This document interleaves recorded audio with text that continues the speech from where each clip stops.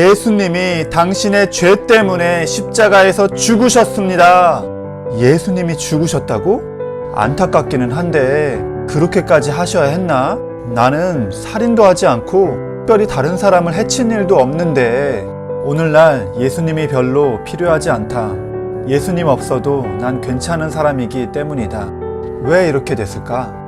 오늘날 교회에서 죄에 대해서 가르치지 않기 때문이다. 죄를 모르면 하나님의 용서하심도 필요 없고 그리스도도 필요 없게 된다. 죄가 무엇일까? 죄는 단순히 나쁜 행동을 한 것이 아니다. 어떤 행동에 대해서 죄라고 말한다면 그것을 판단하는 기준이 있어야 한다. 죄의 기준은 하나님 말씀, 율법이다. 하나님 말씀에서 벗어난 모든 것이 다 죄다. 나 정도면 죄를 안 짓는 사람이지 라고 생각하는 사람이 있는가? 그는 율법을 모르는 자다. 주를 위해 모든 위험을 감수하며 자신의 삶을 드렸던 바울은 자신을 죄인 중에 괴수라고 말한다. 바리새인이었기 때문에 그는 누구보다도 율법을 잘 알았기에 자신의 죄가 얼마나 큰지 알았다. 성경에는 600개가 넘는 하나님의 명령들이 있다. 뭐뭐 해라, 뭐뭐 하지 말라와 같은 명령들이다. 이것들을 다 지켜야 한다. 이것을 하나라도 어기면 그것은 죄가 된다. 누구든지 온 율법을 지키다가 그 하나를 범하면 모두 범한 자가 되나니 성경에 나오는 하나님의 명령들을 단 하나라도 어기면 모두 범한 것과 똑같다고 말한다.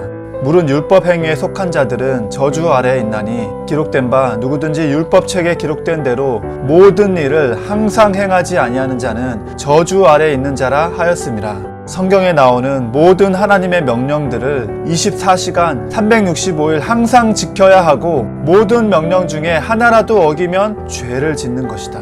바리새인들은 나는 살인하지 않았어요 라고 말했다. 예수님은 미워하는 마음까지도 죄라고 하셨다. 모든 율법을 요약하면 하나님을 사랑하고 이웃을 사랑하는 것이다. 네 마음을 다하고 목숨을 다하고 뜻을 다하고 힘을 다하여 주 너의 하나님을 사랑하라 하신 것이요. 둘째는 이것이니 내 이웃을 내 자신과 같이 사랑하라 하신 것이라. 이보다 더 큰 계명이 없느니라. 하나님을 사랑하되 목숨을 다해서 사랑해야 하고 이웃을 사랑하되 내 자신처럼 사랑해야 한다. 24시간 365일 마음까지도. 여기에서 조금이라도 벗어나는 사람은 모두 죄를 짓는 것이다. 죄를 판단하는 기준은 다른 사람과의 비교가 아니다. 언제나 하나님의 말씀이다. 여기서 어느 누가 벗어날 수 있을까?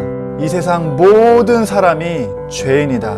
내가 얼마나 큰 죄인인지 모르는 사람은 하나님 말씀을 깊이 보면서 그 말씀을 나에게 비추어 보라.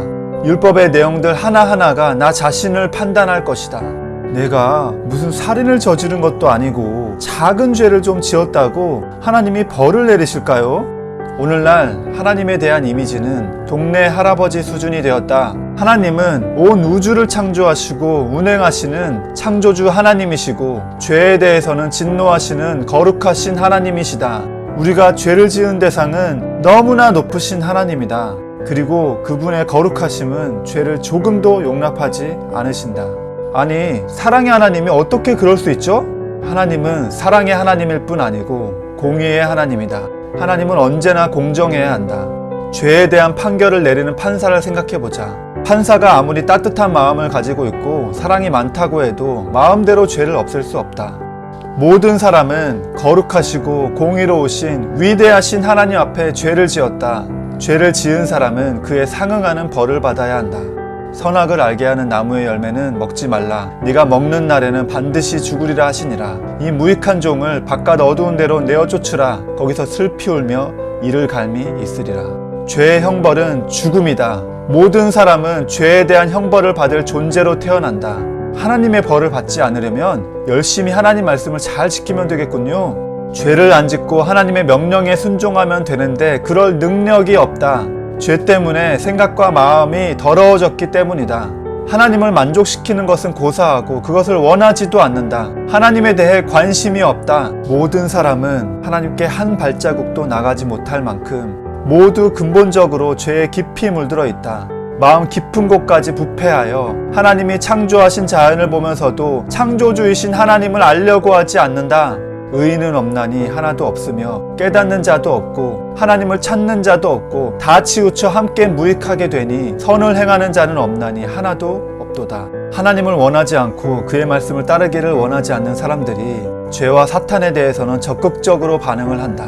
그때 너희는 그 가운데서 행하여 이 세상 풍조를 따르고 공중의 권세 잡은 자를 따랐으니 곧 지금 불순종의 아들들 가운데서 역사하는 영이라. 사탄은 사람들 안에 있는 육체의 욕심들을 불러일으켜 죄를 짓게 한다. 그리고 죽음이라는 무기로 사람들을 늘 두렵게 한다. 죄로 인해 모든 복의 근원이 되시는 하나님께 갈 수 없게 되었다. 모든 인간은 태어나서부터 죄를 가지고 태어나며 평생을 살면서 자신의 죄를 더해가며 자신을 만드신 하나님을 알려고도 하지 않고 하나님을 원하지도 않고 나 자신만을 위해서 살면서 모든 복을 뿌리치고 죄에 대한 벌을 받으려고 기다리고 있는 존재다. 사람 스스로는 도무지 희망이 없다. 외부의 도움이 필요하다. 하나님은 범죄한 사람에 대한 심판의 저주가 선포되는 자리에서 구원의 소망을 주신다. 내가 너로 여자 원수가 되게 하고 네 후손도 여자의 후손과 원수가 되게 하리니 여자의 후손은 네 머리를 상하게 할 것이요 너는 그의 발꿈치를 상하게 할 것이니라 하시고, 그 소망이 바로 예수 그리스도다. 죄에 빠진, 사탄에 빠진 사람들을 구하시려고 하나님께서는 예수 그리스도를 이 땅에 보내셨다. 그리고 그 예수님은 우리를 대신해서 벌을 받으셨다. 이것이 복음이다. 복음은 절망 중 비추이는 하나님의 빛이다.